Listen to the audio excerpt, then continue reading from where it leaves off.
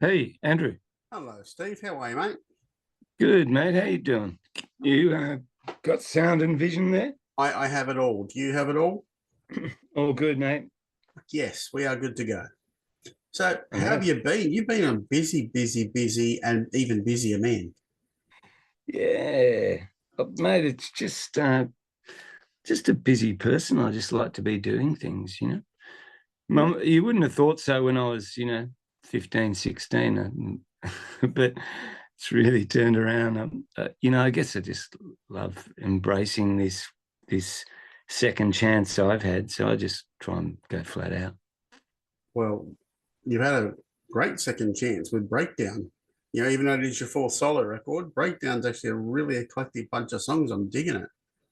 Oh, great, man. Thank you. Thank you. Yeah, look, I don't have any box and I don't have any boundaries. So I just sort of, make the I just wake up in the day, I write a song or whatever it is. And I think if the song's good enough, I'll whack it on a record.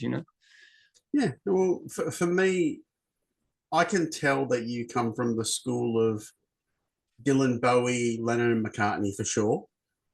And there's some moments on this where you're wearing your heart on your sleeve pretty proudly. Like for me, Marrow is one of them that easily Yeah. could have found a home on Sergeant Pepper. Yeah. You Well, know, that's a big call, man. I'll, Yeah. I'll I'll go there because you can hear it, and it's not that you're copying it, but No. every musician's got roots, Yeah. and sometimes people are too shy to show their roots, whereas you've just basically gone, "Here's the roots. Here's the fucking tree." Yeah, man. I've got this just a simple approach at it. Look, I spent a lot of time back in the past, sort of trying to create this thing that nobody's ever heard before. And I just made a whole bunch of shit. And and now I just write the way I like to write, the way I know how to write. Not to say that I don't stretch myself, because you've got some really cool instruments in my studio. I've kept up with a lot of modern technology, and I love programmed music. I love programming music. I love using the tech. But at the root of it all, for me, there's got to be a song, a Yep. good classic songwriting thing. Yeah. When it comes to writing that song and the songs for this collection in Mm. particular, is there one that just is like a real old soul, so to speak?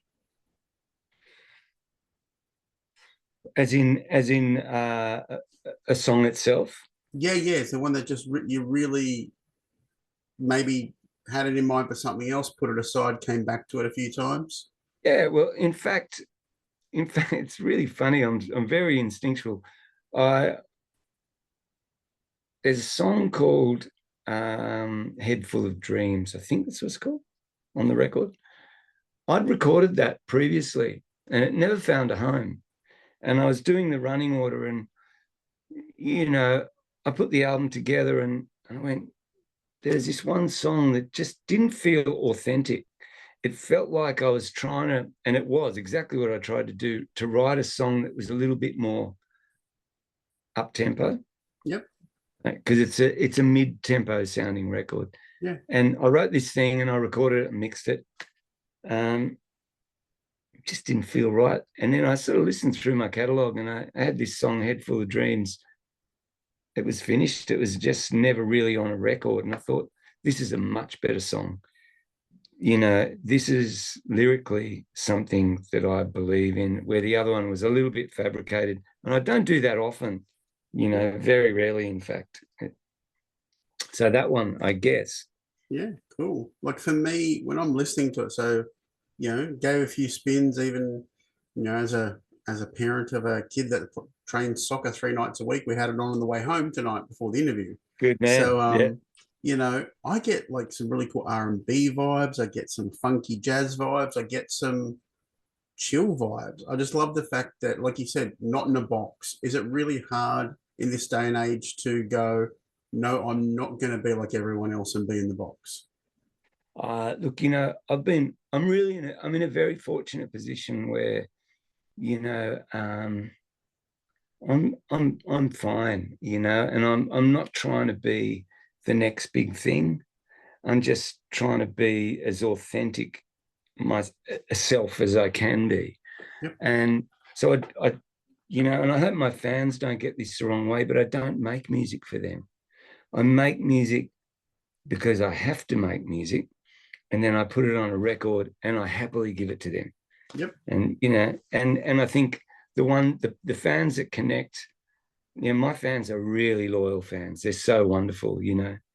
And I feel that, and I feel the love from them, and I think they appreciate that I do that, and I'm not trying to. I don't want to try too hard, you know. Yep. Well, I appreciate that because the minute I can tell my favorite bands have phoned it in is the minute I Yeah, go looking for something else to listen to. And, you know, one of my favorite bands, you actually had their lighting guy do your show over the weekend, the Magic Motley. yeah, You know, man. you know, he's a photographer's dream is all I'll tell him. But like, Oh, you know, those guys, you'd know, being, you know, you would have gone through all the 70s music. There were so many bands that jumped the shark.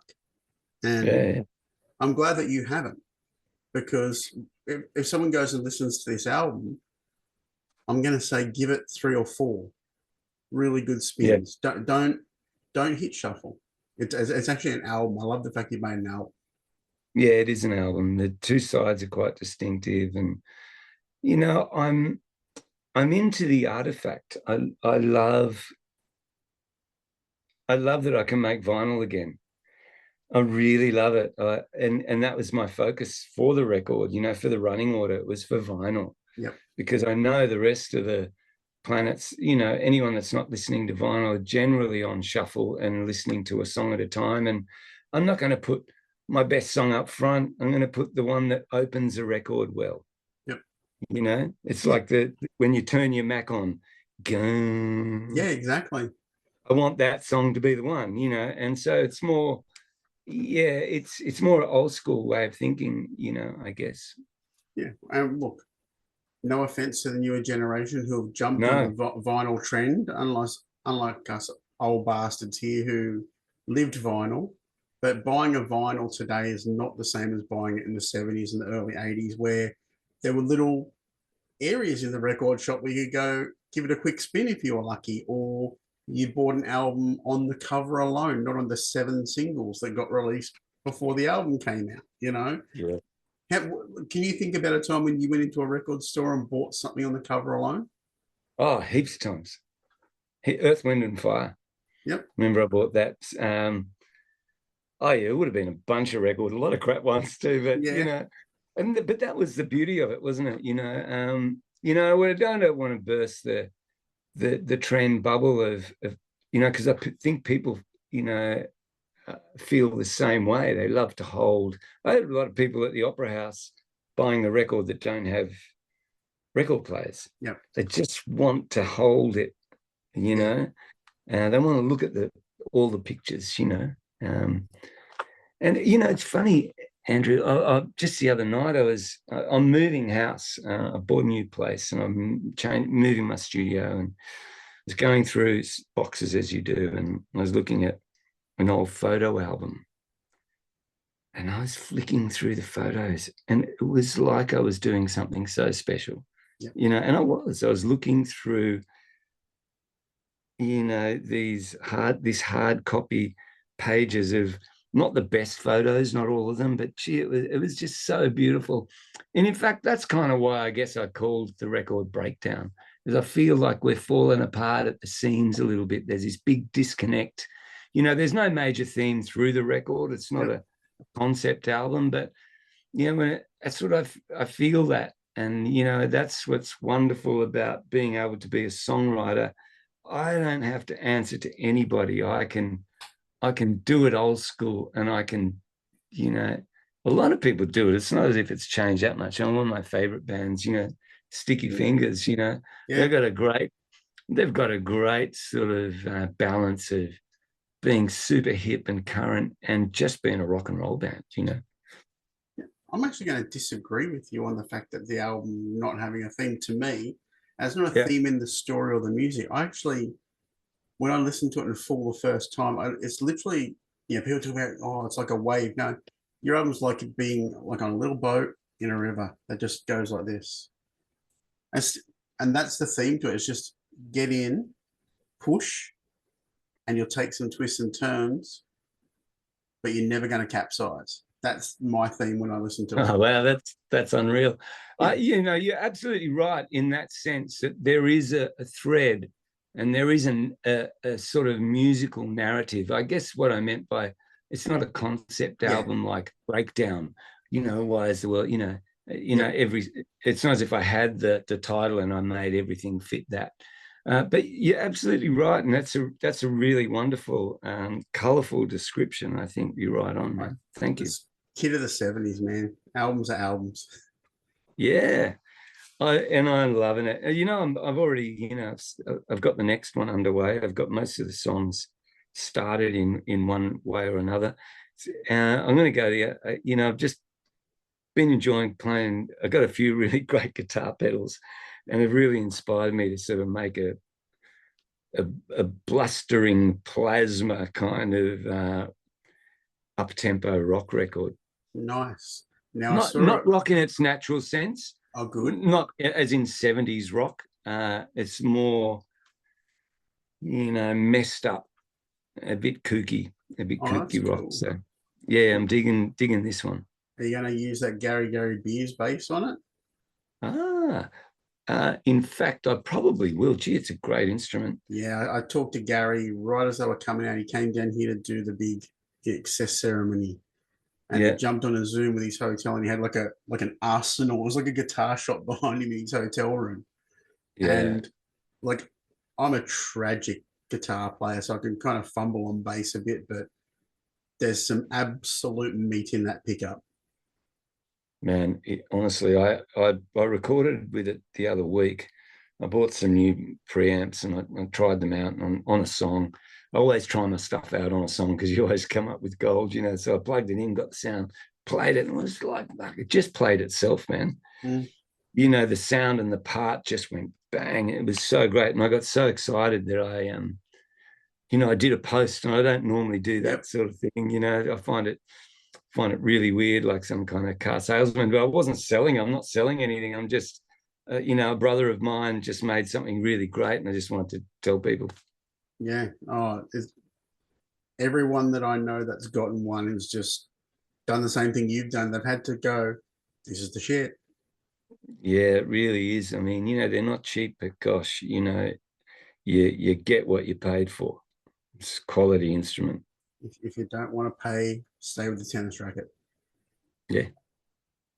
So you've been doing a lot. Like, while there's been really no sort of noise from the Noiseworks kit, you guys are always sort of bubbling under the surface, waiting. But you're out with MySex as well, with the crazy Jordan on drums, who's a freak of nature. How's that run been going for you? Oh man, I've got to say, man, MySex. I don't do anything I don't love. I make music that I love with people I love. Now, MySex isn't my music. I didn't write it, But I love being in that band so much. It allows me to sort of, I'm a frustrated actor, and it allows me to sort of be this character and take risks for people. It's just so unreal. And we've just been out with the Angels, and we just pump it. It's so good. It's new wave sort of cyberpunk, I call it. Jordan's brought in this serious turbo vibe. Yeah. I had the turbo and I didn't have the machine to run on. It's sort of like I was, it felt like I was, had a couple of pistons short, and Jordan's come in with this big souped up sort of power drumming. And it's just been a great combo. It's really good. Yeah, there's not a ballad in that guy at all. No. Oh gosh, they say there's a ballad in everyone, but I don't know about him. I think you just get off and leave the kit and go to beer. Yeah. So, but that's the thing. Like, I love him. I love the fact that Noiseworks is now, MySex is now out, because you're sharing with people that they're not just the countdown hits. Well, man, there was No, that's right. You know, some of our, even one of our newer songs, My Sex, Your Sex, goes down like one of the hits. It's, you know, the band just has such, it's such an attitude, you know, it really, we really give it all. And it's interesting, you know, you'll hear people, some media people go, oh, you know, how many originals in the band? And well, to be honest, it's just Murray left now, you know, but the music is what it's all about. And we're kind of like we're kind of like in a relay team. You know, I mean, Steve Gilpin's passed me the baton, and I'm running. Yeah. You know, and we're going well. We're winning the race, man. You know, and a lot of those heritage bands, you know, people go to hear the music. You know, and I think that's wonderful. If you're an artist, you know, to have a legacy that people will go to see after you're gone. I think that's Yeah. wonderful. And the fact that it's endorsed by the families, you know, Yeah. Oh, yeah. that's a Yeah. big thing. Like, you know, I know people have this real hard time with Foreigner having no original members, but they don't realize that every non-original member in Foreigner was handpicked by an original member. So it's just like, if the Yeah. torch can be passed and the music lives on, Yeah. let the music live on. I agree. And especially the way we've sort of, it's tiered for us. You know, when we started, we had, you know, Don was still alive. We had Paul on drums, Colin, Murray, and I was the new guy. Yeah. And, you know, Colin's still around, but he's in New Zealand and very impractical. And we got Jordan in, Don passed away. So we all feel like there's an ownership of it. In fact, I've been in the band longer than Steve Gilpin. You know, I've There been you in the go. band like 12 years and he was in it for 8. So I do feel like, always feel like it's Murray's baby, but I feel like a sort of a stepdad, you know, and I Yeah, really love it. you're a I really caretaker. love that kid. Yeah, I'm a caretaker and Yeah. it's bloody unreal. Now, back to your album. I Yeah. want to ask what I know you've got a few shows later in the year. I know there's one up here in Brizzy. Yeah. What are your plans though moving forward to share this music as like a live story? Yeah, you know, look, although I'm in a wonderful position, you know, in my life and as a creator, you know, it's tricky for me to sort of tour it as extensively as I would like. Yeah. You know, so you know, I can't play Sydney too many times too close together. Yep. You know, we filled the Opera House. That was wonderful. And now we just spot pick it. Um, you know, it all comes down to economics, you know, Absolutely.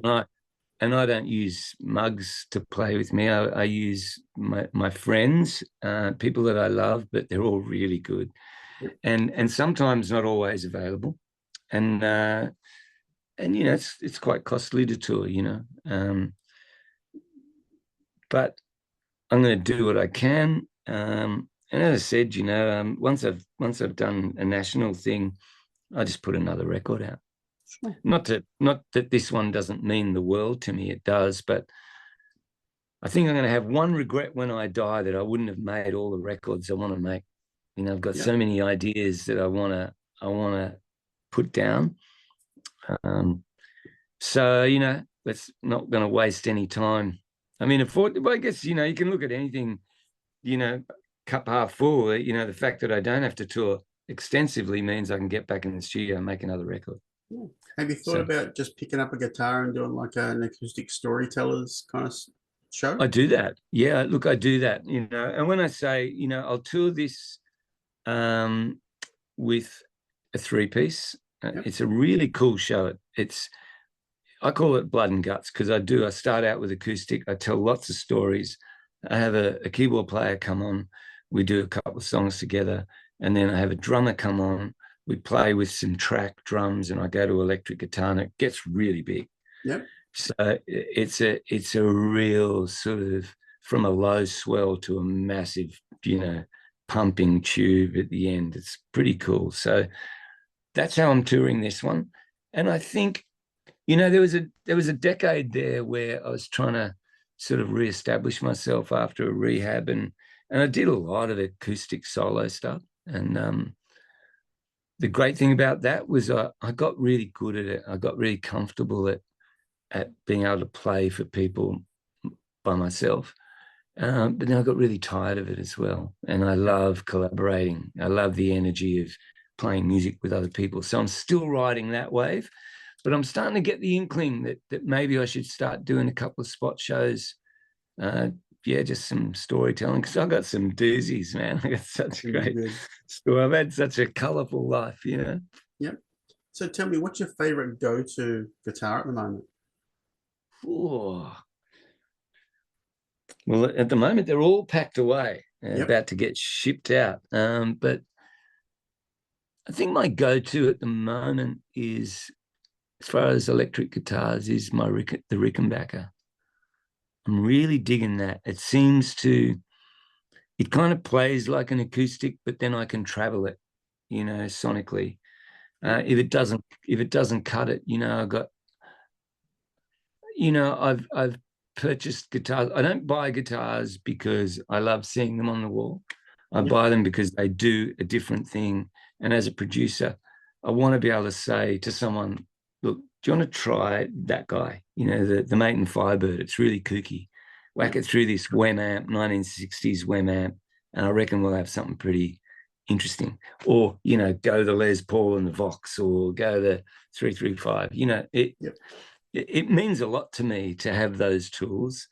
And but my go-to, I probably go for the Rickenbacker at the moment. And I've been going for the Mustang bass. Yep. With the pick through the amp egg and a bit of a mute. I love that. Yeah, if you listen to Marrow, you know, it's got that's all over it. And actually a lot of the record, I play with pick these days. I love that. I love the front of a pick, and it makes me play a certain way, you know. There's a bit more attack to it. Yeah, that little front end, you know. I guess it's the McCartney influence. Yep. You know, he's probably my favorite bass player in the world.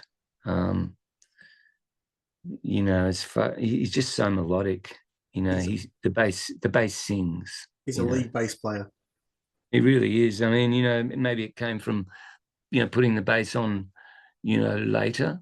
You know, I know the early records, they played virtually sort of in a live sort of way, but you know, later on they'd put, I guess he'd sing or play piano, and then he'd put bass on later by default. And I often do that too. I like to do that. Yeah. Awesome. Now, I've got to ask, is there any Noiseworks noise left to be made? Yeah, man. Literally just in the last little while, there's some shows going to be announced this week. Right. I think at the end of the week, I'm not supposed to say, but yeah, there's going to be some Noiseworks, and that's great because, you know, for a little while there, you know, it got really bitter as young men with big egos, you know, deal with each other. It wasn't great, and you know, I'm partly to blame, and so are other parties. But we've gotten to the point where we just remember the love and the great experience that we had together. Even though I don't sort of, you know, it's not sort of music I guess I left the band because I wanted to make different music. I was kind of over that sort of thing. But it's nice to reminisce, be with my brothers, and to see all the fans that sort of grew up with the band that just love it, you know. So it's nice. Well, I think I saw you. I'm gonna maybe say it was River Stage in Brisbane. You might have been playing like Southern Suns or someone like that. I can't remember, but you were back with Noiseworks, and you know, I love seeing John solo, but there's something about your tone and his voice and your backing vocals and his voice that just go, there's Noiseworks. Yeah, and I also think that a lot of it is Kevin Nickel. Yeah, he's not a groove drummer. You know, There's Very, this, very Phil Rudd. yeah, it's this workhorse thing about it, you know. Yes. I think it's a big part of Noiseworks. Unfortunately, I think one of the greatest parts of Noiseworks, Stuart Fraser, Yeah. is not with us, and no matter who we have on guitar, no matter how great they are, and Yeah. I'll say it for the fans, Stewie was pretty insane, and he's a hard one to tap. Absolutely. Do you think you'll wrangle Irwin or Jack, however he wants to be known? Oh, look, I Back don't in? know if Jack's doing it. Like, unfortunately, we had some cross over shows with Southern Suns and Noiseworks, and we only had 6 shows, so we ended up using Tim Henwood. Love Timmy. Oh, look, he's a wonderful human being. Yeah. Number one for me. And not that Jack Jones isn't. I just adore that man. He's a beautiful human. But Tim does a great job. So, I welcome both of those guys back. And we might need both of them to be as good as Stewie Fraser anyway. There you go. I remember Timmy telling me about, how he had to just go and buy a separate guitar to like replicate when they were doing the In Excess stuff to the Noiseworks stuff. And he was just like, yeah, I've got to have this whole new guitar. I was like, well, you can do it, mate. Mate, you got to buy a new guitar. Like, who doesn't want to have a new guitar? Yeah, well, there you go. Stewie had an amazing sound. No matter, what amp he used, he had his sound. Yeah. I remember back in the day, that first record, he used a pig nose amp. That was his sound, and he had a power amp driving it. Wow. Little pig I haven't nose. seen those in Oh, years. no, not pig nose. Sorry. It was the Cube. He had the Cube. That was his guitar sound. No bottom end. Stewie, we'll be in the studio and, you just go to an amp, we'll pick an amp and we'll do whatever. And he'll go and turn the bass off, mids up. And that's where guitar lives, right? Yep. In the, the sonic bandwidth of a recording or a song, the guitar lives in the middle there. So why do you need any bass? That was his theory, and that was his sound. It was really, really incredible. That's awesome, man. Now, I would need to ask about the artwork. Who did the artwork for the album?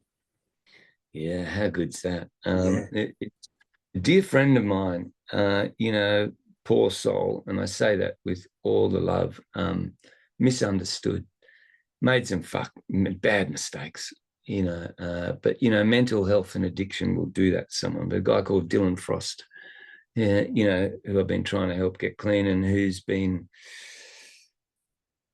a friend of mine through recovery and trying to help. And then during that relationship, we started writing songs, and I started producing some tracks for him, and which is probably one of the highlights of my career, to be honest. But he introduced me to a guy called Ray Lalatoa, and just a wonderful creative soul. Our collaboration was pure. I'd send him a song. He'd put a cover and a visualizer together, send it to me, and I'd watch it, look at it, and go, bang, I love it. Song after song after song after song after song. It was all the same. I think I made one comment at one time and said, can we change the color of that? And that was it. Wow. So that's pretty rare, man. Honestly, it's really rare. You should see some of his artwork, some of his paintings. As an artist, he's incredible. As a musician, he's incredible. Really, really cool dude. But it's no surprise that Dylan Frost wouldn't introduce me to someone that creative, because Dylan's one of the most creative people I've ever worked with. Right. Well, mate, we are running out of time. No I'm going to worries, let you get back to moving house. Thanks, I'm mate. looking forward to the fact that you've got a little window where you're going to pop up here to Brisbane and do a gig. So I think I'm just going to have to, come and have a coffee, man. Come and have I'd love to play you some songs in the room. That'd be great. Coffee is my thing. I'm with you, man. It's all I got left. Yeah, well, look, yeah, the whole sex, drugs, and rock and roll of the 80s. No, it's just coffee, coffee, coffee. Yeah. No, we did all the other. We did the rest of it. We did it pretty well. Not as good as Liam Gallagher, but I love that they're getting back together. Oh, I'm so pleased. I watched an interview with him on like obviously they're doing the rounds now, and he was doing an interview on an English TV show, and where they were asking him if he really did the things he did, and it was one where he said basically that he ended up getting the naked chef Jamie Oliver to move out of his house because he said the dickhead moved above our local pub, so we'd come out of the pub and throw rocks at his house until he'd make his bacon sandwiches. I know. That's got to be true. That's what he Oh, does. I yeah. think. And then he said, so Jamie Oliver moved. He goes, but fool him, I live in his neighborhood now. I think it's okay. Look, to me, there's rock and roll, Yep. and then there's life. Yeah. I think even though they cross paths a little bit, for me now, I kind of dress like a rock star, act like a human being. So there's a fine line for me now. There's many years where the line was very blurred and it was very dangerous. And if you can live through it and get to the other end, you can just keep making music. That's the great thing. And look, So have a good coffee, tune the cheers, man. guitar open G, and play a Stone song. Really, yeah. Unreal, man. It's really nice to talk to you, mate. Thank you. Mate. I look forward to seeing you up here with whatever show it will be, but we'll catch up for sure. Thank you, mate. Thank Take you, mate. care. Congrats on the Good album. to be alive. Thanks, mate. Bye-bye. See ya.